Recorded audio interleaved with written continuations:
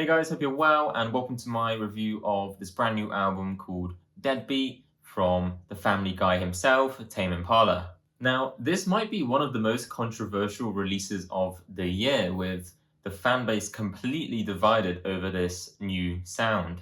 This new sound being techno house mixed with dance pop rather than Kevin's usual psychedelic synth rock, which we love so much. Now, let me preface this by saying I am a Slow Rush defender. I think that album's absolutely superb.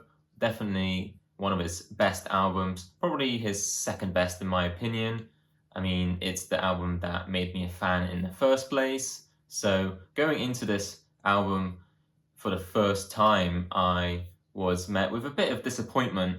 I only started listening to Tame Impala about 3 or 4 years ago, so after the release of the Slow Rush. So this is actually his first release that I've been around for as a fan.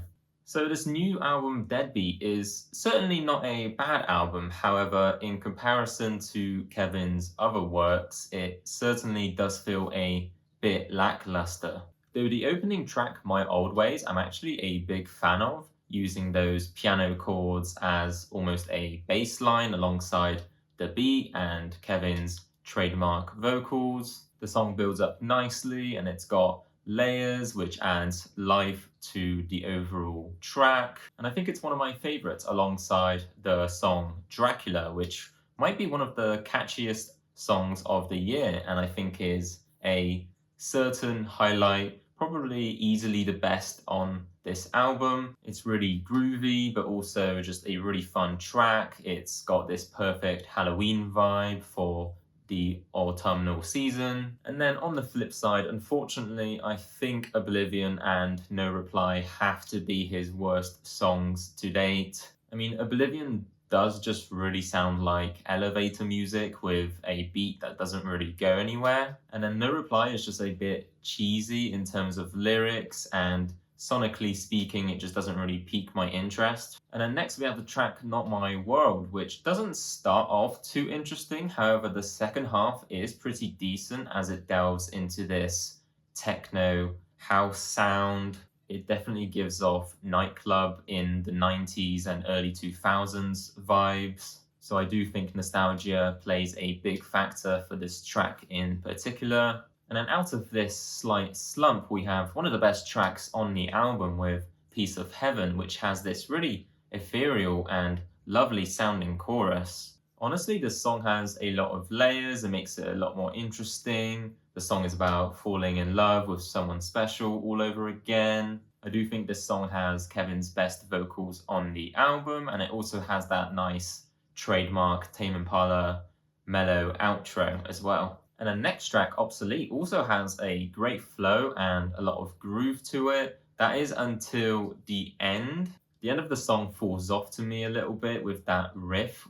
It just doesn't sound right to me. It sort of sounds like it was made on one of those children's toy keyboards. It's got that constant ascend of notes at one point, which just seems a bit basic for Kevin. I was expecting a bit more, something a bit more dynamic and sonically interesting, but apart from that, it's a pretty solid track. And then next we have Ethereal Connection, which although being 7.5 minutes, I just can't say much about this song. It feels like it goes nowhere in all of its time. It feels like it would be an interesting song to hear at the club, but in the context of this album, you just don't get much out of it, in my opinion. I think this song actually makes End of Summer sound fantastic in comparison because End of Summer has a lot more layers, it has a lot more build up, it brings you up, brings you down, and it just has a lot more life to it than Ethereal Connection.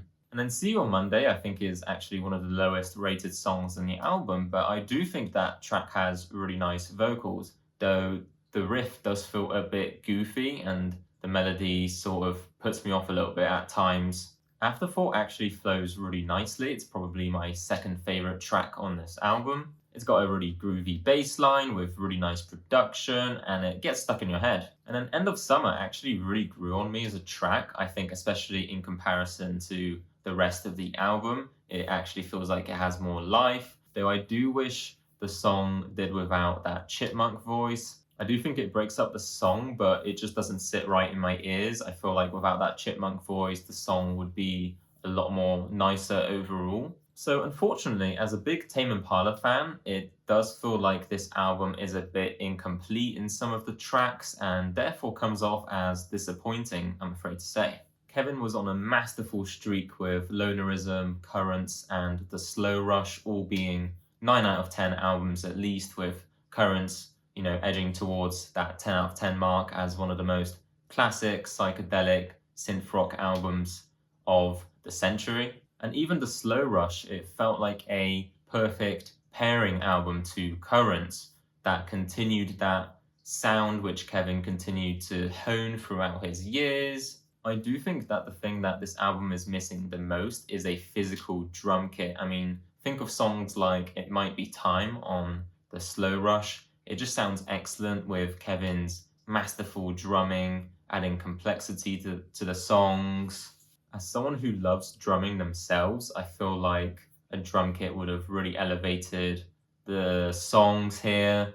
Instead, we have these electronic programmed beats, which start to feel a bit basic after a while. I think part of Kevin's genius was balancing multi-instrumentals throughout the layers of his production, but here it feels like there's a lot more breathing space and therefore less inspiration almost. So although I've come away from listening to the album with a few favorites, and I did enjoy listening to the album overall, there's just definitely a few songs that I would easily skip. I can't really say that for his previous albums like Lonerism, Currents, and The Slow Rush. There's not really many skippable songs on those albums. Every song offers something different with a lot of layers and beautiful production. But here you come away with a few songs which just don't sit right with me and I can't see myself coming back to them, like No Reply, Oblivion, and Ethereal Connection being some of my least favorites on the album. But there's still some catchy gems on this album, like My Old Ways, Dracula,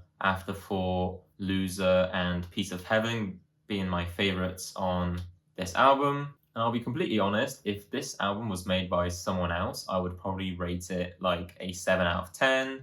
But because I know it's Tame Impala and I know what he's capable of, I do think I'm going to give this album a slightly lower rating, and I'm feeling a 6 out of 10, unfortunately, on this new album, Deadbeat. In my opinion, it's safe to say that Deadbeat is Tame Impala's worst album. It just doesn't compare to the highs of The Slow Rush, the masterful Currents, and even the prog rock Lonerism, which was just a fantastic album from start to finish. I am actually seeing Tame Impala live next year, and I do think a lot of these songs will slap hearing them live, just because it will be like that, party feel, that sort of nightclub vibe. But in terms of just chilling at home and listening to this album, it's kind of hard to get stuck into it. So like I said, even though I enjoyed this album and there was a lot of great tracks on here, half of it also just doesn't feel very full of life, and that's why I'm going to give it a 6 out of 10. But hey guys, let me know in the comments below what you thought of this brand new album, Deadbeat by Tame Impala. Were you disappointed or did you enjoy the album? As always, leave a like and subscribe to the channel if you want to see more content like this, and I'll see you guys in the next video.